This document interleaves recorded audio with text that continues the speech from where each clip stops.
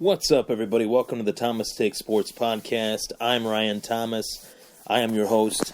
Once again, I bring you news in regards to the Buffalo Bills. The Buffalo Bills just wrapped up a Week 2 tilt on Thursday Night Football with the New York Jets in a losing effort, losing the game 37-31. This is my live cutthroat reaction to the game. Just recently finished watching the game. Lost my voice in parts for positive and negative reasons.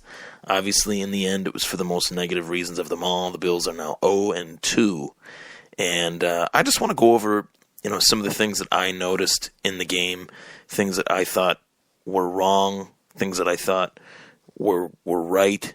And initially, obviously, 37 points was put up against them. So they lost 37-31. So right there, that tells you that the vaunted Rex Ryan defense, so to speak, did not show up tonight. But I will say that, this isn't a defense of Rex Ryan in some way, or this isn't really making an excuse for Rex Ryan, but the fact that, going into this season, I knew full well that they would not have their first-round draft choice. They would not have their second-round draft choice entering the season. Shaq Lawson and Reggie Ragland, two guys that the Buffalo Bills really expected to make an immediate impact right away as the season started. And, that is definitely a problem. Another problem, that I have really hammered home is the fact that I do not feel that they have a franchise quarterback. Entering in the halftime at the half, Tyrod Taylor had 129 passing yards, 84 of which were off of one pass. So besides that one pass for a touchdown to Marquise Goodwin, which was really just heaving it, chucking it down the field, living on a prayer type play, Tyrod Taylor had 45 yards in the first half and was 8 for 14. So it was not a good performance, by their offense. Their offense looked confused. They looked lackadaisical, especially as the game came to a close. The 2-minute drive that they needed to put together, the hurry-up offense, there was no hurry-up involved. They took too long to get to the line of scrimmage. They tried to get a play off right before the 2-minute warning, something that the more prepared teams have a propensity to do, and they weren't able to pull that off, to get one play off right before the clock stopped at the 2-minute warning. The little things in football, really add up, and they could not get to the line in time to leave themselves with more time if they were to stop the Jets on the next drive. And obviously they did not have time to get, more points, being that they got the ball back with, roughly, less than a minute left. So it was just very frustrating. I think it was like less than 30 seconds left that they got the ball back. But troubling signs, I really feel like it's only going to get worse. 0-2 to start the season. They play Arizona in Week 3, and they play New England the following week, the new New England Patriots. I posted a status this morning, in regards to the game. I'm going to pull that up right now for you guys and read that. And this was before the game today. This was my status on Facebook that kind of got some traction. Let me see here. I posted a lot. I really, one of the things that I wrote was Tyrod, the silver lining playbook Taylor. For every 5 to 6 bad plays he makes, one good one. Thus, the silver lining of hope for Buffalo Bills fans. Let's trot out our exhausted, depleted defense. Nice play by Salas to put a hand up and say, hey, throw me the ball. That's really what that play was. Tyrod Taylor rolling out. He wasn't really looking in that, direction, in that area of the field. And Salas got some separation from his DB and put his hand up, and Tyrod saw it and threw him the ball.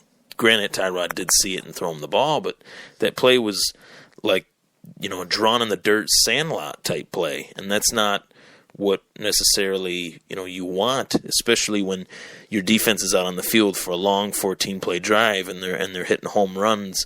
It's nice to hit a home run, but sometimes you gotta take a pitcher deep into account. To use a baseball analogy, the offense of the Buffalo Bills needed to kind of wear out the New York Jets defense, while the Bills defense was able to take a break, kind of go deep into the at-bat, so to speak. And they didn't do that. These two games for me, really have been troubling for the fact that their offense looks very bad in comparison, and their defense looks very bad. So, both phases of the ball do not look good. And, their defense looked good last week, but their defense was going up against a 5-11 team from last year. Granted, Joe Flacco was hurt, but they're really not that much better. They really didn't make that many additions on the offensive side of the ball. I'm talking about the Ravens. And the Jets are a fundamentally sound team, but they are led by quarterback Ryan Fitzpatrick, who they made him look like Tom Brady today. Obviously, he only had one touchdown, but I think it was 374 yards. He's got really good weapons around him, Eric Decker, Brandon Marshall, but, this guy is not – he's still Ryan Fitzpatrick. At his core, he's the guy that has made several stupid mistakes, stupid throws. He fumbled the ball twice on one of their opening drives. Just little things like that the Buffalo Bills did not take advantage of. And, who is to blame? There's always when a team starts to fail, it's like who is to blame? Who should we point the finger at? And it's real easy to point the finger at Rex, being that the defense looked the way it did. But at some point, you do have to put into question who is actually putting these players on this team. Is it Rex Ryan or is it Doug Whaley? I would say it's more Doug Whaley. There's instances throughout this season already where I think to myself, man, they really could have used Carlos Williams on that play. Like when they trotted out E.J. Manuel to try and get the defense to jump off sides. That did work against the Jets last year, but what if they had a guy like Carlos Williams, a big power back that could get a yard? What if they did have a guy like that? Reggie Bush did not see the field whatsoever. Mike Gillislee has barely seen the field. Their running back depth is... They don't have any running back depth. Jonathan Williams was inactive due to an injury, I'm assuming. So, their core that they were kind of building off of last year on offense with Carlos Williams and LaShawn McCoy that gave them the number one rushing attack in the National Football League, for whatever reason, they decided to part ways with one half of that core, and now they are not reaping the reward. They're reaping the failure from it. And, Charles Clay was a guy that they paid a lot of money for. They paid him a lot of money to come here and be the tight end. Tyrod does not find him. Sammy Watkins, obviously going into the game, there were some huge question marks about his durability and whether he'd be able to play. And he played, but he didn't even finish the game. I don't even think I saw him out there in the third quarter, let alone maybe that pass play where Tyrod threw that interception. But besides that, I think once that happened, I think Sammy kind of called it a day and said, you know what, I can't finish. And he did not finish the game. I have not heard the post-game press conference with Rex Ryan yet. I plan on listening to that, as soon as I can. But it's not going to get much better, Bills fans. They got to go up against Arizona and New England. I'm trying to find that status, but I was posting so much stuff during the game. Really, the bomb of the night, so to speak, was Stephon Gilmore. He just looked completely outclassed. I know Brandon Marshall and Eric Decker are two great wide receivers. Two of the best wide receivers in the league, and they're on one team. But if Stephon Gilmore wants to be paid like the best corner in the league, one of the best corners in the league, if he wants to be paid similarly to Josh Norman, he's got to play a lot better than that. And he played bad. It was almost as if every time they threw him the ball, They threw the ball towards his side, towards the guy that he was covering, who was a man that I can't even pronounce his last name. I don't even know. I'd never even heard of him before.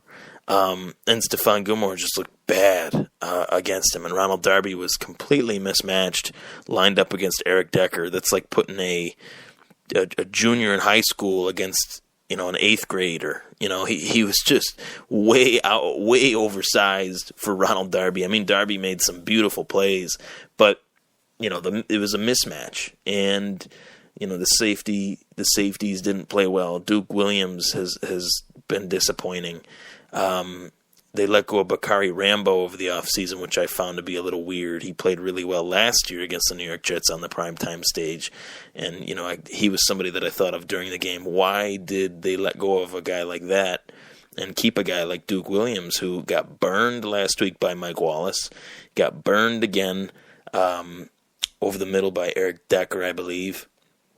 And, it just was not a sound performance. I think, obviously, I can't even say that their run defense was good. There's usually some silver lining, so to speak, as I alluded to earlier with Tyrod Taylor. There is usually some silver lining in some cases, and runs to stop the run, they couldn't even do that. Matt Forte had 3 touchdowns. They made a guy that he's still putting up decent weeks. He's still a decent back, but he's not what he was when he was young. They made him look young tonight, and he's got a lot of mileage on him.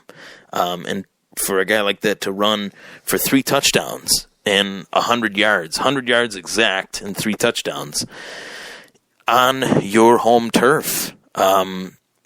Bills fans, myself included, I kind of post things that some consider to be hate, but nobody wants to see the Bills win more than me. I really believe that. I want to see the Bills win more than anybody, more than the next person. But you gotta call it like you see it. And before the season started, with all the injuries that they have accrued over the course of the training camp and early in this season, the season's only 4 days old, and this Buffalo Bills team is already 0-2, and there's a reason for that. They don't have a franchise quarterback.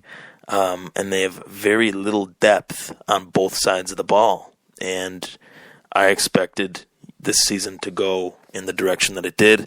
My column on myfantasysportstalk.com did a preview of the AFC East, which was before Marcel Darius received his 4-game suspension. And I had the Buffalo Bills ranked at 7-9, third in the division, with Miami being last.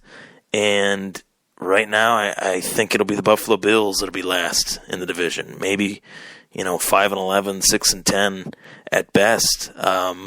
And Miami in third. The Jets could very well make the playoffs. And New England being in first. They don't look like they have missed a beat without Tom Brady, and obviously, too, without Rob Gronkowski for at least the first week of the season. So, shit is about to hit the fan.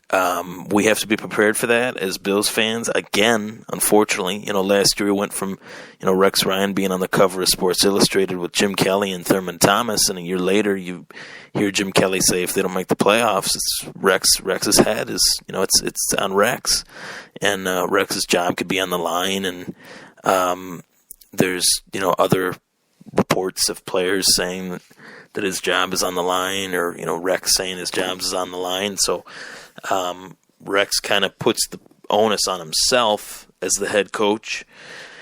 But at the same time, it's pretty tough to believe that a guy that drafted a quarterback in the first round in 2013, he was the only quarterback drafted in that first round of that draft. 4 years later, he's a backup to a guy that was drafted in the 6th round. How does that GM still have a job in the NFL, let alone the same job he had when he made that decision? It's very tough, and obviously I'm referring to E.J. Manuel. Doug Whaley said, I will live or die by this pick. What happened to that? What happened to that concept? Did that just get, kind of forgotten about?